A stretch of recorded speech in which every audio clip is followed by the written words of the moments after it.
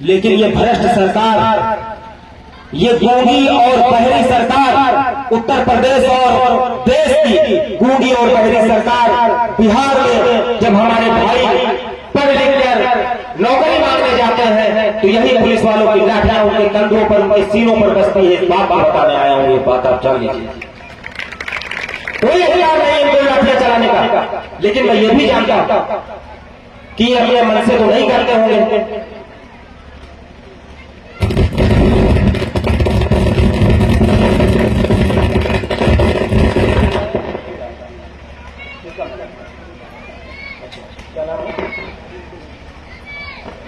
मैं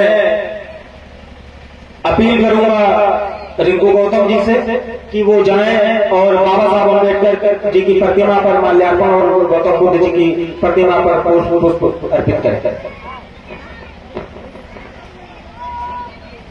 साथियों, ये युवा फंसा हुआ कि करे तो क्या करें। एक तो अम्बेडकर साहब से आते हैं, कहते हैं पढ़ो, और दूसरी तरफ जब वो पढ़ लेते हैं तो वही अम्बेडकर अम्बेडकर अम्बेडकर का नारा लगाने वाले लोग, अम्बेडकर अम्बेडकर के नाम पर प्रदेश की सत्ता पर स्थापित होने वाले लोग उन पर लाठियां बरसाते हैं। तो ये बहुत भ्रमित हो गया है युवा कि वो करे तो क्या करे। पढ़े तो उसको नौकरी नहीं पढ़ता है तो अपने और अधिकार को नहीं जानता है। साथियों, और एक बात मैं आपसे बता देना चाहता हूं कि यहां पर जितने लोग बैठे हैं, मैं अपनी माताओं बहनों से अपील करूंगा कि वो अभी बैठे रहे। मेरी बात खत्म होने के बाद यहां से जाए। मैं अगर कुछ बताऊंगा तो आपके भले के लिए बताऊंगा, आपके बच्चों की भलाई के लिए बताऊंगा। साथियों, यहां पर जितने लोग बैठे हैं, अगर आपके पड़ोस में कहीं कोई घटना होती तो हमारे भाई साहब ये सोच लेते होंगे कि हमारे गांव में तो नहीं होगी कोई घटना। अगर दूसरे गांव में होती है तो जहां पे हो चुकी होती है वो भी सोचते हैं कि हमारे गांव में नहीं हुई, दूसरे गांव में हुई। और अगर दूसरे जिले में होती है तो हमारे लोग ये सोचते हैं कि हमारे जिले में भी नहीं हुई, दूसरे जिले में हुई, हम क्यों जाए। तो इस बात को बताने आया हूं कि चलते घर को देखने वालों फूस का छक्का आपका है, आग के पीछे तेज हवा है, आगे मुकद्दर आता है और उसकी कमर पे मैं भी चुप था, मेरा नंबर अब आया और मेरी कमर पे तुम भी चुप हो, अगला नंबर आपका। ये बात जान लीजिएगा, ये मत समझना कि मेरा नंबर नहीं आएगा। अगर आप हमारा भाई अगर शिवकेश या तमाम अन्य लोग, विजय, कांति, गणेश, तमाम लोग अगर इनके ऊपर कोई बात होती है, इनको अनायास तरीके से परेशान किया जाता है शासन और प्रशासन के द्वारा, यहाँ के मनवादी व्यवस्थाओं के द्वारा, तो आपका ये फर्ज बनता है कि इनके साथ कंधे से कंधा मिलाकर आप लोग चलने का काम करिए। इस बात को बताने आया। कौन कौन चलेगा, हाथ उठाइए, कौन कौन चलेगा। बहुत बहुत धन्यवाद। तो ये बहुत जरूरी है, इसको समझना पड़ेगा, क्योंकि ये नहीं देखना है कि हमारा परिवार खाली 6-7 लोगों का।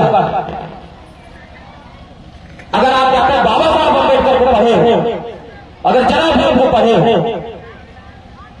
तो भाईचारा की बात वो करते थे। और भाईचारा ये कहता है कि इस देश में हर वो बहुजन समाज हमारा परिवार, हर वो बहन हमारी बहन है, हर वो माँ हमारी माँ। इस बात को भी समझना पड़ेगा। अगर वो किसी दुख मुसीबत में है तो वो आपको आपका दुख मुसीबत लगना चाहिए, आपका खून फड़कना चाहिए। अगर आपके शरीर में खून का खतरा होगा तो आपका खून फड़केगा और आप जाएंगे वहां पे और उसके साथ कंधे से कंधा मिलाकर उसकी लड़ाई को लड़ने का काम करेंगे। ये बात बताने आया। साथियों, यहाँ पे बहुत लोग, बहुत माताएं बहनें, तमाम युवा जिनसे मैं नहीं मिला हूं, तमाम लोग हमारे सामने हैं।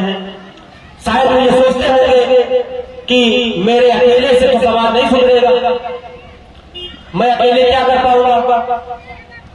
सोचता है कि नहीं सोचता कोई? बताओ कि मेरे अकेले से समाज का सुधर पाएगा? इतना बड़ा भारत है, इतना बड़ा तो यूपी है, जिला इतना बड़ा हमारा गांव मिला।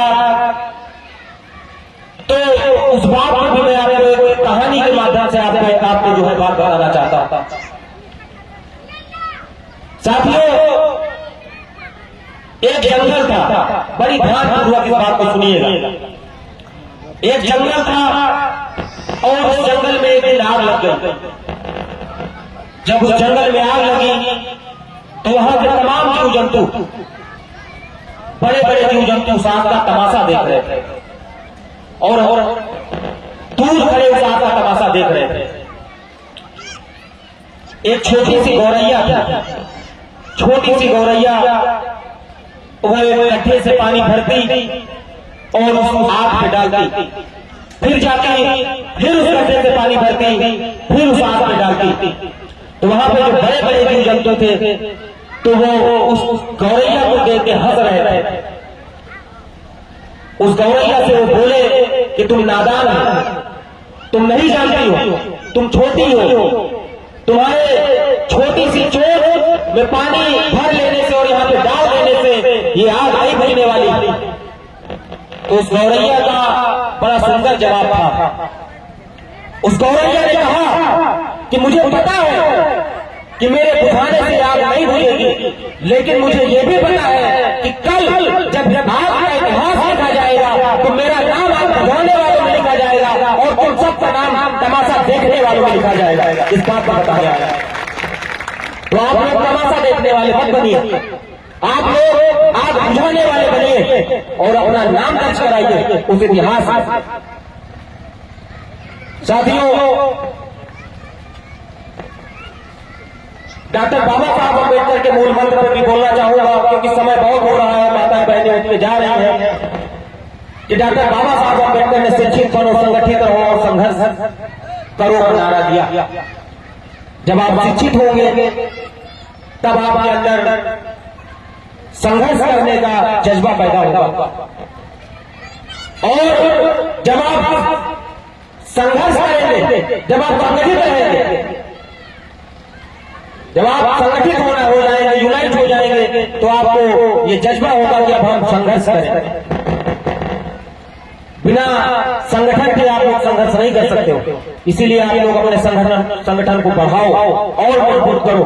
और मेरी जरूरत अगर आपको 1 बजे रात में, 12 बजे रात में पड़ेगी तो ये देवादारा रावत कभी पीछे नहीं हटेगा, आपके कंधे से कंधा मिला के चलने का काम करेगा। इस बात को बताने आया। साथियों, जैसा कि समय समय पर ये सुनने को मिलता है कि जब लोकसभा चुनाव चल रहा था तो एक जातिवादी मानसिकता से त्रस्त एक सांसद, अयोध्या के सांसद ने अपने नाम सुना होगा, लल्लू सिंह, भारतीय जनता पार्टी से सांसद था। वो संविधान को मिटाने की बात कर रहा था। हम लोग मिटने देंगे संविधान? बताओ। तो मैं उससे बोलना चाहता हूं कि सुनो, डॉक्टर बाबा साहब अम्बेडकर की औलादें अभी जिंदा है, इस बात को मत भूलना कभी। इतिहास नहीं, भूगोल बदल दिया जाएगा। साथियों,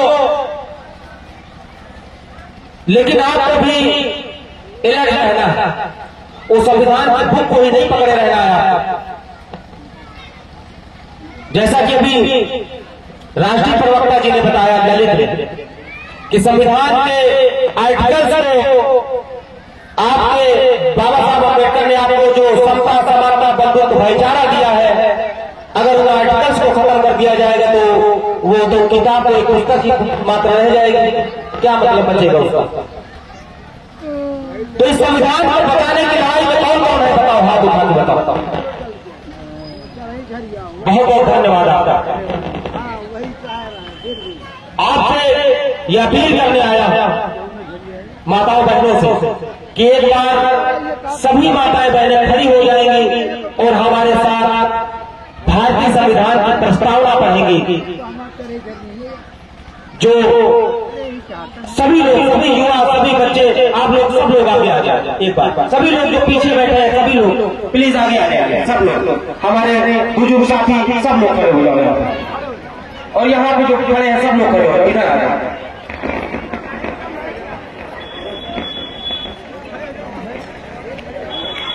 कमेटी के जितने भी साथी हमारे युवा नेतृत्ववाद साथी जो प्रशासन की आंख में आंख डालकर बात करने का काम करते हैं, वो सब आगे आ जाए, वो बिल्कुल पीछे नहीं रहने चाहिए, सभी आगे, हमारे अध्यक्ष सभी आगे आ जाए।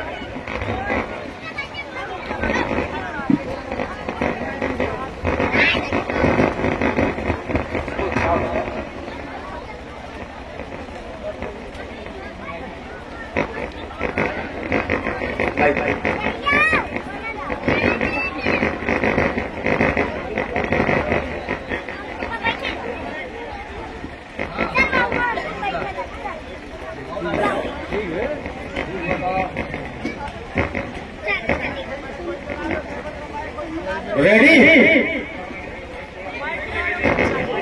वो सामने वो बच्चा बैठा है पीछे, चलो आओ इधर आओ, आगे आओ,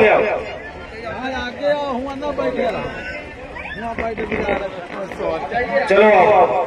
ये पुलिस वाले, इनसे भी अपील करूंगा कि खड़े हो जाए, भारतीय संविधान के तहत आपको ये वर्दी पहनने का मौका मिला है, इस बात को मत भूलना। भारतीय संविधान के तहत आपको वर्दी पहनने का मौका मिला, आप भी एकदम सरेंडर अवस्था में खड़े हो जाए।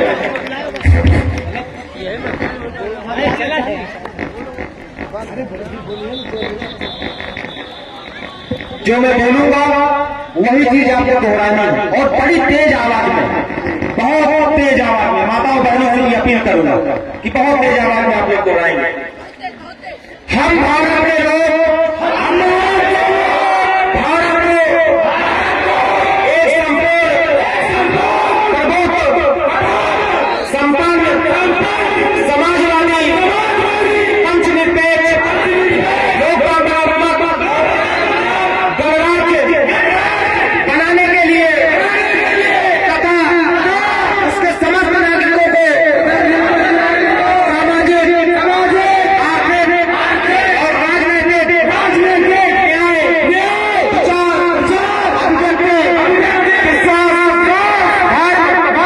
विचार, प्रतिष्ठा, अवसर की समता प्राप्त कराने के लिए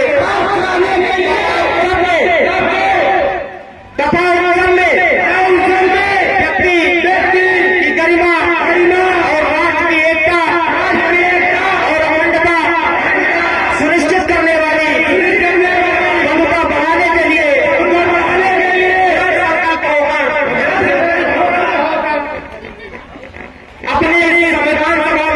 अपने संविधान सभा में उस समय 26 नवंबर था, उस समय 26 नवंबर था, 26 नवंबर 1950। तो साथियों आज 1949, सॉरी 26 नवंबर 1949, आज क्या है? 25 जनवरी 2025।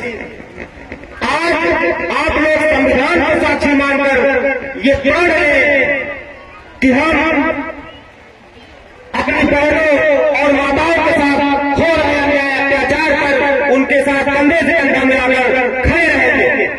जिला रायबरेली सहित अन्य तमाम जिलों में और पूरे उत्तर प्रदेश में अगर हमारे बहुजन समाज के युवाओं को, हमारे दलित समाज के युवाओं को, हमारी बहुजन समाज की माताओं को, हमारी बहुजन समाज के बच्चों को, युवाओं को अगर प्रताड़ित किया गया तो डंके की चोट पर उसकी लड़ाई करने का काम करेंगे। ये आज माध्यम संविधान की शपथ लेकर आप लोग हाथ उठाकर इस बात बोलेंगे, लेंगे कि नहीं लेंगे बताइए? लेंगे ना? हाथ उठाइए महिलाएं, पक्का? बहुत बहुत धन्यवाद। अब हमारे साथ जोरदार नारा लगाएंगे आप। जय जय जय जय जय भीम, जय जय जय जय जय भीम, और बोलो जय भीम, आवाज में जय भीम, हमारे बोले जय भीम, युवा बोले जय भीम, बच्चे बोले जय भीम,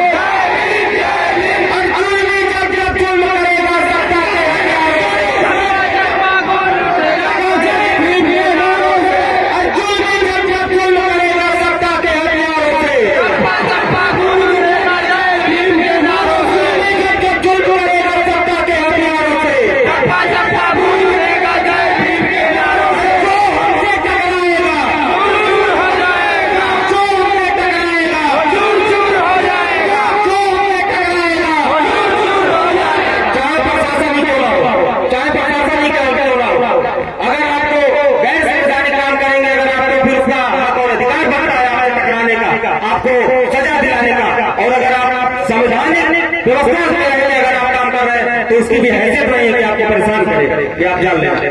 समझ रहे?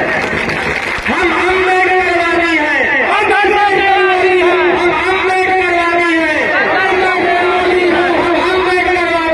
हम अम्बेडकरवादी हैं। बहुत बहुत धन्यवाद। जय भीम, जय भारत, जय संविधान। बहुत बहुत धन्यवाद सभी माताओं बहनों का, युवाओं का, बुजुर्गों का, इस गांव से आए सभी माताओं बहनों, बच्चों का, खासकर बच्चों का बहुत बहुत धन्यवाद। जय भीम, जय भीम।